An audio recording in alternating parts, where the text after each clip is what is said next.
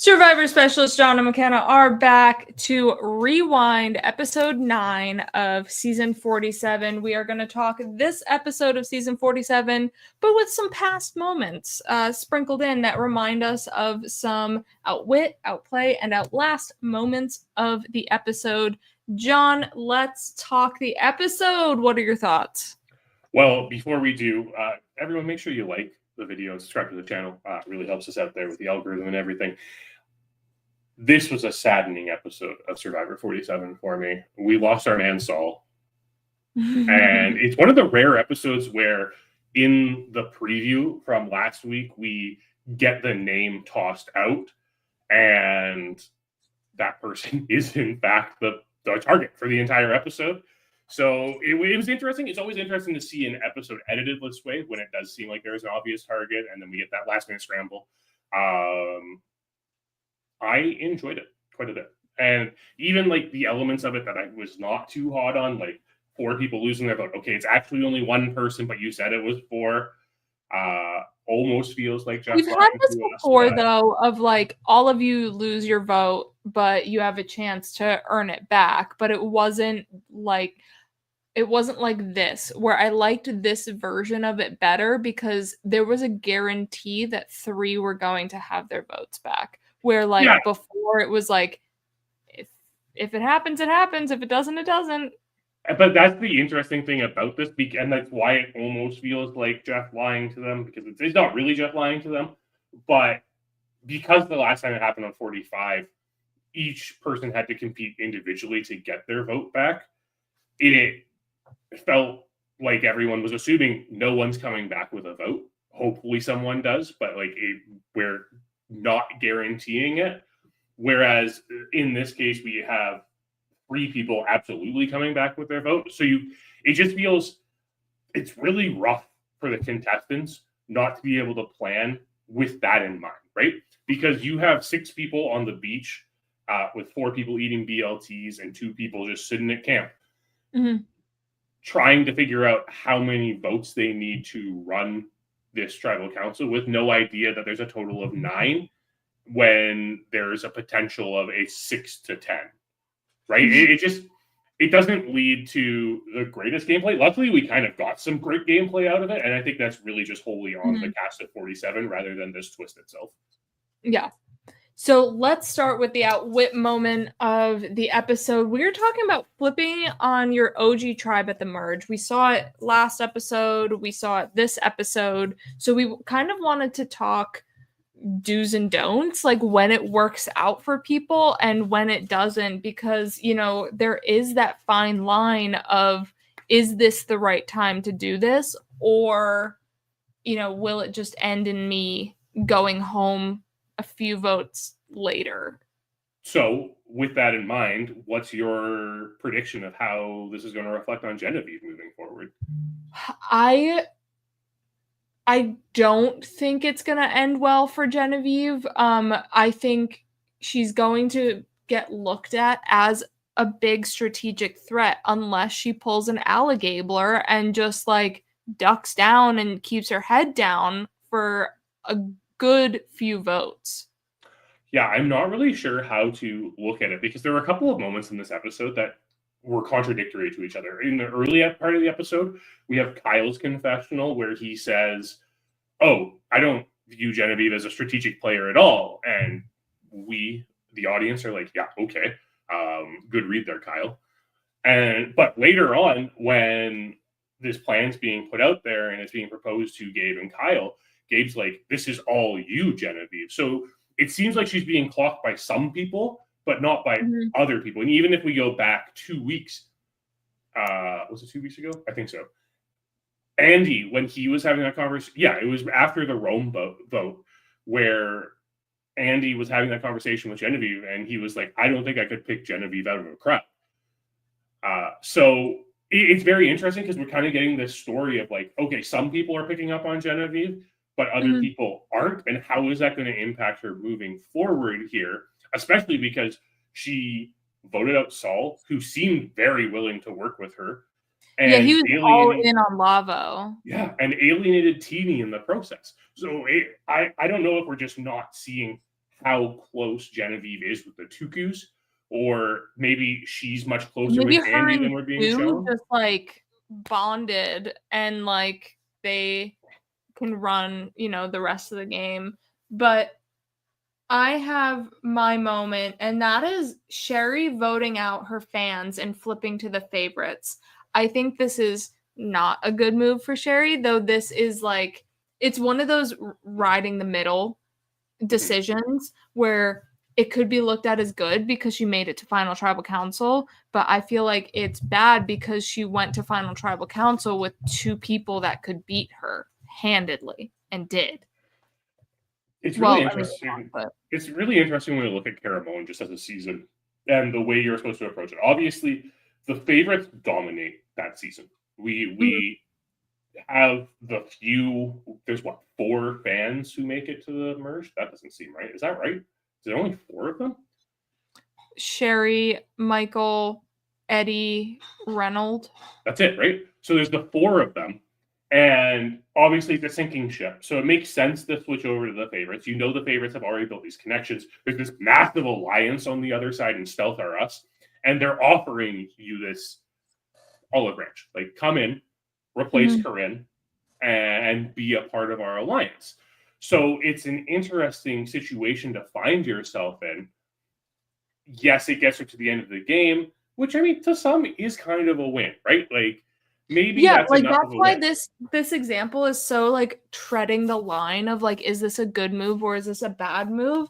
But if you might get some like, I don't know, just making it to Final Tribal Council is a feat, but when you're just drawing as dead in the water as Sherry was, like, you need a Michael Snow on your side to... Now, he could have also won too, but like, she has a better shot against, Michael Snow and Eddie than she does against Cochran and Dawn, because also some of the fans on the jury, might want to lean more towards a familiar face too. So if you have these non-familiar faces in the fans, then you should be able to pitch your case a little bit better. And some of the points that Sherry was making could have hit a little bit harder had she not been against Cochran. I think one of the big things with Sherry in this instance, and why it lands more on the bad move, Sherry really becomes a passenger in the game and is at the whim of the favorites at this point. Even if we look at like the final 6 vote, I think that's what the family visit is. Like, the family visit, Brenda going there is kind of what ensures Sherry the seat at Final Tribal Council. If for some reason that doesn't happen, and Dawn doesn't decide, okay, we need to get rid of Brenda here, I don't even know if Sherry sits at the end. Yes, she's kind of this goat that you can take to the end, and because of the lack of fans in that merge, you don't have to worry about like OG tribes voting for her instead. But I think like it doesn't feel like she has any of that agency and urgency in her game, which makes her getting to the end her own thing, which really hampers her ability to win the game. Whereas if she kind of stood up for herself, maybe that gains more respect from the favorites. Yes, it could be riskier, and she doesn't necessarily sit at the end, but her win equity at getting to the end could be higher. Right, exactly. And she also is faced with another opportunity when she doesn't go with Malcolm, Eddie, and Reynolds. We talked about this moment before, but she also faces like that choice too, where she could have maybe made a decision that could have impacted her game a little bit better and not voted out Eddie and Reynolds to fans, and maybe gotten a better outcome. But again, this is all like hearsay for Sherry, but like, it's all hypothetical at this point, and that's kind of the hard thing about it. But the point of the matter is like, I don't know if switching on your tribe when you're in the lesser numbers is always the best thing. In fact, most of the time in Survivor history, we often see it being the opposite. right? Where we see a tribe goes into the merge with less numbers, and it actually is beneficial for that tribe.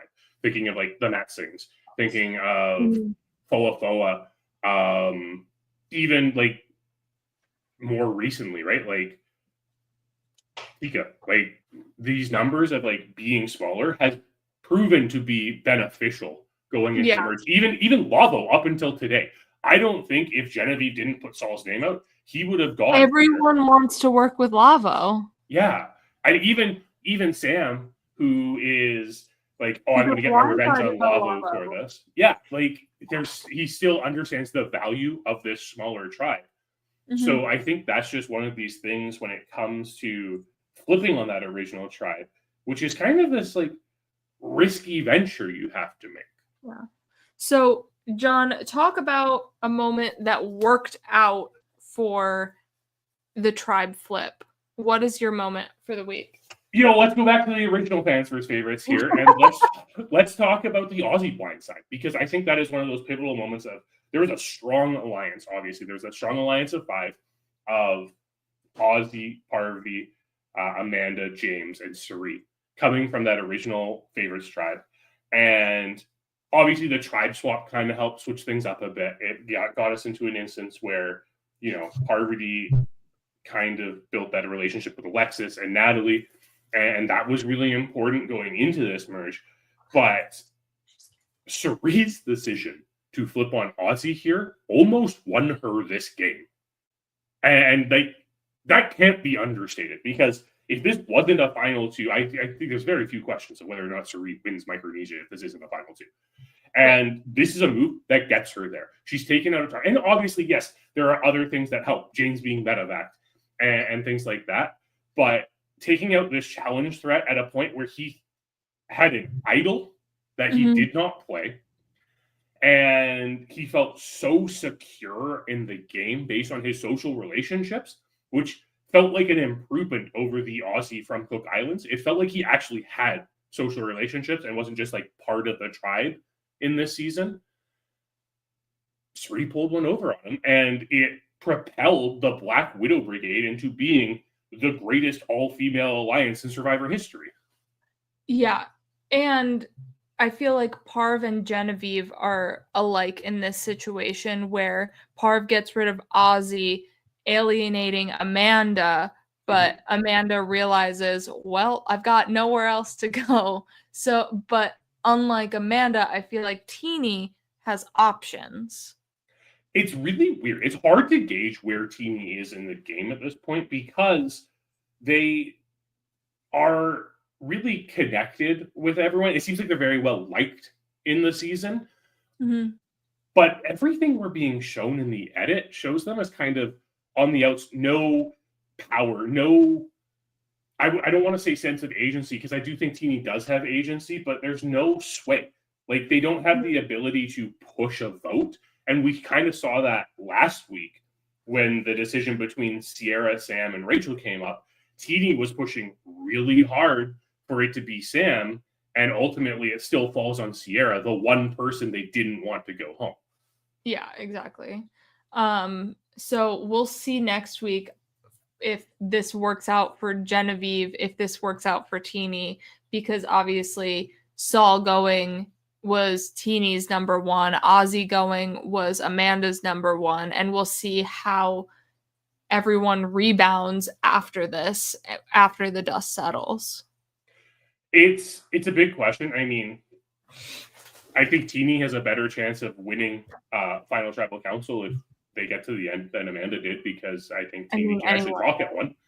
But I don't know. Maybe this is just like that catalyst that gets Teeny to really start pushing even harder in the game and moving forward. It's just going to be interesting to see what happens with Genevieve here, because like you said, Genevieve could be in that Parvati role where it's someone taking over the game, really forming alliances. But again, we aren't seeing that in 47.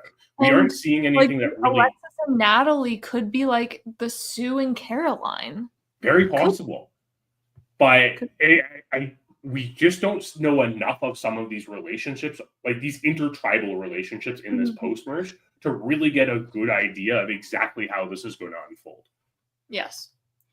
All right, so we are moving on to our outplay moment of the week, and we're going to talk puzzle steps because this is a great challenge, one that I love, and it actually originated a lot earlier than I thought, and it's actually the episode we are watching for the patrons over there on Patreon. So become a patron. We always have a bonus episode for the rewind. Every week we watch a past episode of Survivor that relates closely to this episode of 47. And we were watching Thailand episode 13, The Tides Are Turning. And John, I'm going to have you kick off your outplay moment. Well, I mean, we're going to go back. Yeah, we're going back to the original instance of this challenge. And I like the puzzle steps. There's an interesting facet to this challenge. And this is the first time we've seen it run in pairs, which was very interesting. It kind of changed the strategy. We saw how Sue and Genevieve communicated really well about the pieces so that one of them would go place a piece. They would communicate what the next piece looked like, and the other would be finding that piece as that person came back, which gave them a really good flow and let them very much dominate that part. And if it wasn't for them taking too much time, probably because honestly, I think they felt like they had too much of a cushion when it came to that balance beam, which is the only reason they don't move on here. But we go all the way back to Thailand, and we have the first iteration of this, and it's slightly different. It's individual, of course, again, because like this is the first time it's run in pairs. And instead of these steps that we usually see, which have like pegs that go into them, we have these puzzle pieces, for a lack of a better term. They kind of have this like goopy paint dripping, like Goosebumps font type of like puzzle that go together. Yeah. And I think there are only 10 steps. It's not that high. They are not all in a pile together. They are like driven into the ground. Into the ground, yeah. And when we look at 47, we see that they have to go back to the puzzle pieces each time. In this original iteration, they could bring the puzzle pieces to the stairs and then work on it. So it's a bit different strategy that way. And this is a challenge that was actually like really close for a long time until the way that this challenge works, where it kind of snowballs towards the end, right? Like the less pieces you have to try, the faster it should take you towards the end. The first couple of pieces are going to be the hardest, just because you have so many options that can fit into them, just like any puzzle. But as you progress through it and towards the end, we get to the point where it's pretty neck and neck, and then Brian just gets that. He had the better strategy leading up to it of like getting all the puzzle pieces to the steps, while some people were trying to like try multiple puzzle pieces on a step, or just in like Clay's case wasn't fast enough. Brian was just physically better than him. Yeah, and then because of that, Brian pulls ahead, and he's like 3 or 4 steps ahead at the end, and he does become a very dominant win just because of that early strategy. I think it's a really good indication of how much the strategy you take into a challenge can affect your results in a challenge and your ability to win a challenge, because sometimes in these challenges, it is a matter of seconds, right?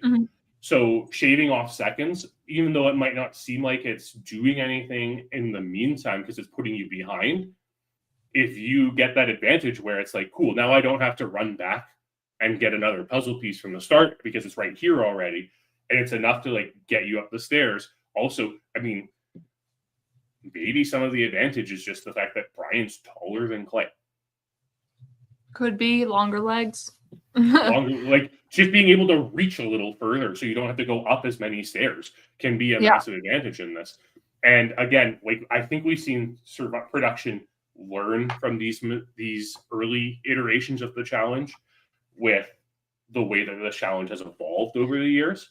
Though I do think this puzzle, like this step puzzle piece shape, we should try that again, because we won't have that moment of Sue and Genevieve. I mean, it was great for what it was for this moment, but now we have a hack, it's like, look for the big piece.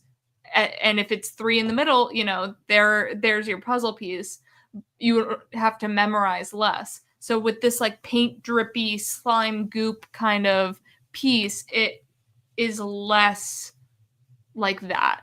It's less hackable. It's one of those things that might not be relevant in the future because we may never see this challenge run in pairs again. Mm-hmm. In fact, this might be a reason why we never see this challenge run in pairs again, because of how easy it is to communicate to everyone. So instead, I do like the variance though. Like, I think the thing is we only seen this challenge a handful of times. We've seen it in Thailand. We've seen it in Redemption Island, in Cambodia, and David vs. Goliath. And 44 or 2. One other point in the new era. It's just a question of what type of variations can we make on it. And there's also like the bridges where it's like the pieces on the side. Yeah, there's many other forms of like puzzle travel. Steps? Travel? Yeah, way of building vessels for travel out of puzzles. There's been a puzzle boat. We had a puzzle wagon. But you did mention Redemption Island, and that is my moment. I feel like we can't not mention Redemption Island with this challenge. It is one of my favorite moments, and it's Boston Rob winning that challenge at Final 6. I think it is one of the most grueling challenges because there are so many steps. It's ridiculous, and they're having to place one piece, go back down, place another piece, go back down, place another piece, go back down. So it's like, it's so grueling on the body. We see Rob collapse for a hot second and is like weak. So I know there's always like the meme of he's carrying his family on his back because he has the photo, but this challenge is just heightened to another level. I think a lot of it comes down to just the fact that this is such a pivotal challenge in that season. And the scale of it is so much larger, right? When we're looking at all these other variations of this, it's puzzle, like 10 steps, 5 steps, or not 5 steps, but like 10 steps. Yeah, it tends to be what it is, but this one was longer. It was steeper. It was taller there, and it was after running through a massive obstacle course. So it just adds to this challenge and the spectacle of it. And also, I mean, it's Redemption Island. The entire season is literally edited around Rob winning it. So because of that, there's just so much more emphasis on how Rob is performing in this challenge and what Rob is doing, and the storyline of Rob is carrying his family on his back to win this game. Yeah, this is just such a powerful challenge, an emotional challenge, and Rob just like releases it because he knows he has to win this to get Andrea out, to make sure, he has his options, his ducks are in his rows, and he's so close to the end and this big threat, and he wins this insane challenge. It's an emotional challenge to watch, and it's one of the best parts of Redemption Island. I think there are 2 moments in Redemption Island where I'm like, yes, I like these. And then the others are just like, well. What's the other one? Throwing the clue into the volcano. Yeah, okay. It's just one of those moments that like feels like at this point, I think the big thing with this season and like this immunity challenge in Redemption Island, this feels like the difference in Boston Rob. This feels like Rob's determination is so strong in this instance, and he's not. Yes, we've seen him kind of godfather his way through the game at that point, but it still feels like this is a different Rob than when we last saw him on All Stars. And this really epitomizes that, in my opinion. Heroes versus villains. Heroes versus villains, that's right. I was thinking about the time when he went. I was thinking about the time that he went deep into the game. That's all. Got it. Yeah. So it would be interesting to throw new era people in with like, even if we just have the steps as the challenge, because that's how it was in Thailand. It was just the steps. There was no like other element and then you get to the steps. If we have just these like Redemption Island steps, throw the new era people into it when they're like on this, less food and running low. So it would be interesting to see what happens. You know what? You know what would make this challenge really interesting? If we had them run into the jungle to find their steps. I'm just saying, that's what it is. Have them run into the jungle to find their steps. Great challenge. Only one bundle though. The other 3 are back at the steps. Yeah, but they're all buried in the sand in bags that'll break. That too. All right, so let's go head on over to our Outlast moment. We are going to talk the duel we had at this journey versus the type of duel we have in Blood versus Water seasons versus the type of duel we have in San Juan del Sur. Because this kind of did feel like a duel at the journey. We had these people facing off against each other, and only one wins. So what was interesting and new about this journey one is they all kind of played the challenge together, where the moments that we're talking about is like everyone has their own lane. Yeah, it's very interesting because and this is the interesting think piece that this journey this time around has really kind of spawned, in my opinion. Mainly because I'm talking about it on a podcast with you, McKenna. But are these journey moments like this, now that we've seen like head-to-head journey moments, and in retrospect, we've seen this a lot more in the new era. We go back to the beginning of 46 with the stupid game that Jelinski, Tevin, and Maria had to play with the like lying and stuff like that. We go to the beginning of 47 where we've replaced Sweat and Savvy with this like scavenger hunt duel type thing. And now again in 47, we have this reverse Jenga challenge. Are duels back in Survivor, and have we just not realized it? I mean, maybe.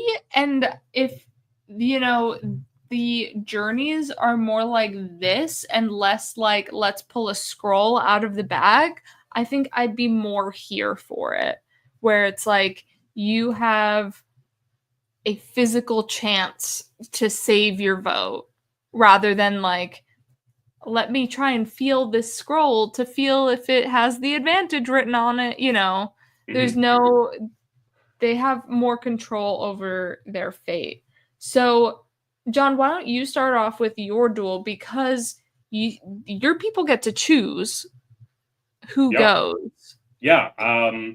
So when we're looking at duels, like we have the different types, right? We have the Redemption Island duels, and the only other time we've seen official duels was in San Juan del Sur, because they elected to not bring back Redemption Island for that Blood versus Water season. But they still wanted this tension between loved ones having to compete against each other. So we had the reward challenges in that season were duels. And one of my favorite duels of all time is the very last duel in San Juan del Sur.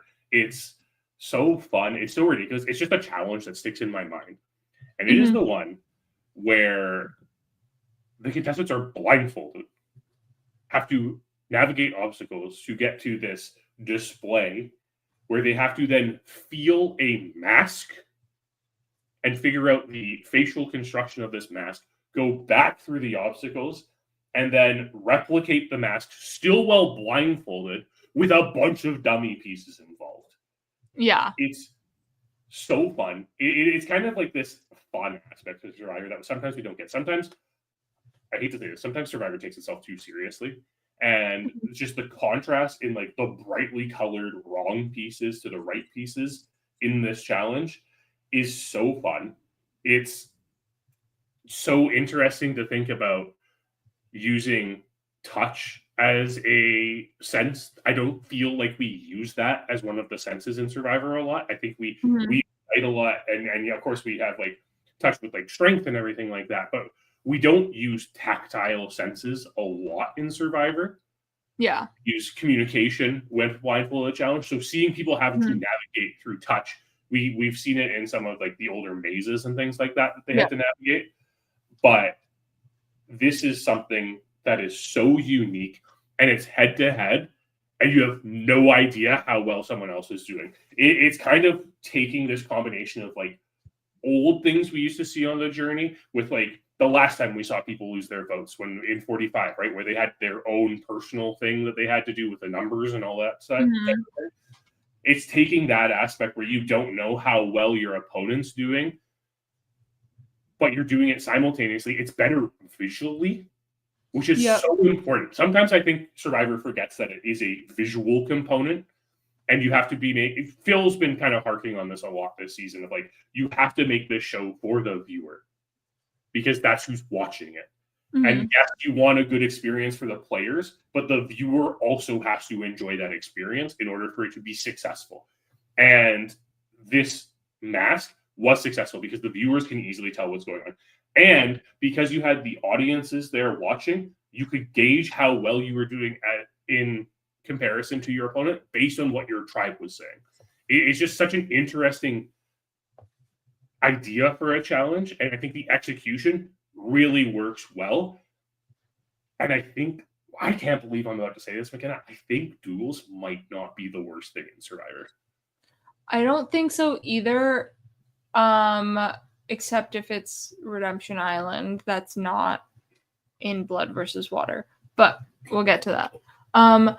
What I like about San Juan del Sur is both season 47 and San Juan del Sur, there was an element of choice. You were able to choose who you were partnered up with in 47, and you were able to choose if you thought you could do the duel. So, there was that,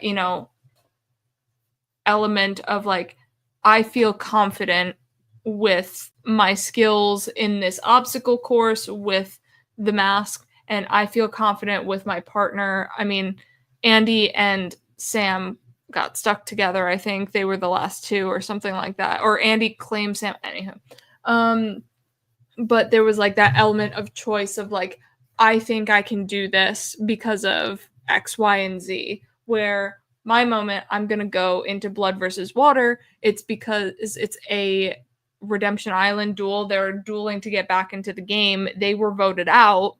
They have no choice to compete in this duel. And I'm going to talk about the Laura Moret, Tina, and Katie duel where they have to do the prisoner's escape. And Tina and Laura had been working together the entire time on Redemption Island. And then Tina's daughter joins and they have to deal with, redemption, dueling against each other as loved ones. So it's just such a dynamic challenge to watch because of, yes, Prisoner's Escape is a visual component, but because of the emotional battle that all three women are going through in this challenge. I think that's one of the things that Blood versus Water and why Blood versus Water kind of did Redemption Island well was because there was that emotional impact to it, because there's a loved one that they're trying to work with or get to.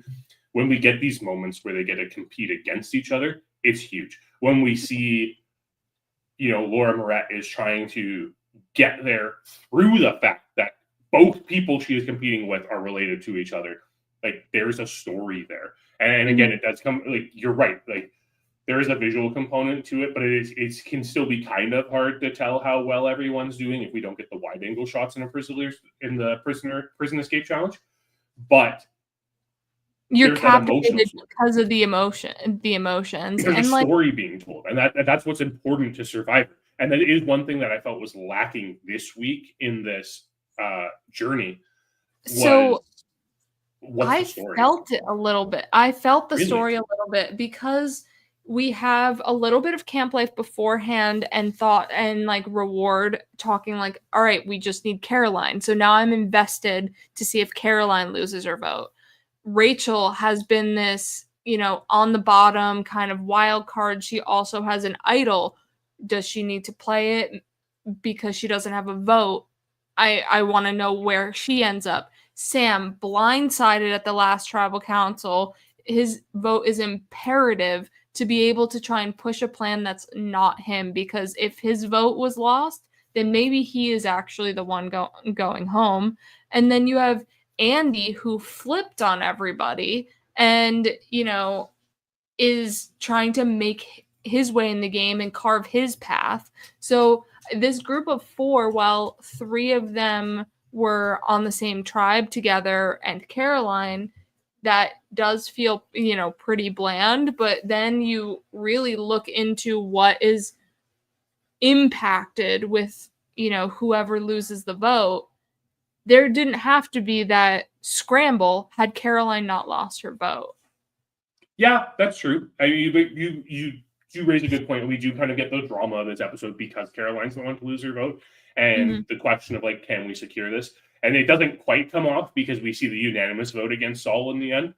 Right. But I do agree there is some story here. The problem is, I think, the visual telling of it. And you know what? We haven't ragged on the editors a lot this season. We've commended them a lot. I think what they were missing was just an overhead camera. It's not even an overhead camera. I think it's just this type of challenge goes on for a long time. I mean, we saw it, right? How many? I didn't count. I'm sorry, listeners. I did not count to see how many stacks they had gotten up. But it gets up pretty high. There's like one moment of real tension where it's like, is Rachel going to be able to do this? But we don't even have a confessional from Caroline saying she like intentionally placed her card in a way to make it hard for Rachel to place it, right? I think that we just needed more of that aspect to it. I think we needed more confessionals, which is a weird thing to say because sometimes it feels like they give us confessionals. But this was one of those instances where I think it would have really benefited because this had to have been a me versus the rest of them. I think it needed to be framed more like a duel, and it would have made it more entertaining for the viewers. It was framed as a journey and less like a duel. And if it was more like a duel, we have like these emotional moments with blood versus water, or like the visual aspect of San Juan del Sur that could have been put into this journey duel. Do you think, McKenna, we can't call this a duel because there's no audience for it? Because that is something that was consistent in the duels in the past, right? There was always an audience. Whether it was a tribe or just 2 viewers or something. Yeah. I guess so. But I think, like, honestly, Survivor, like, just break the stigma attached to some of the words you used in the past. Don't be afraid to use the word duel, because people kind of look at Redemption Island and South Pacific as like not great seasons. The other 2 seasons that had duels, listen, watch South Pacific, your life will be changed in one way or another. But I think like the thing is like I think they're scared to frame it as a duel. But and I think it is also because it's new, right? Like we haven't seen these head-to-head things, and it hasn't been consistent. I think if we see journeys start being more head-to-head, we need to call them duels. And I think it changes the way people approach journeys in the game too. I think instead of, because right now people don't want to go on journeys. Yeah.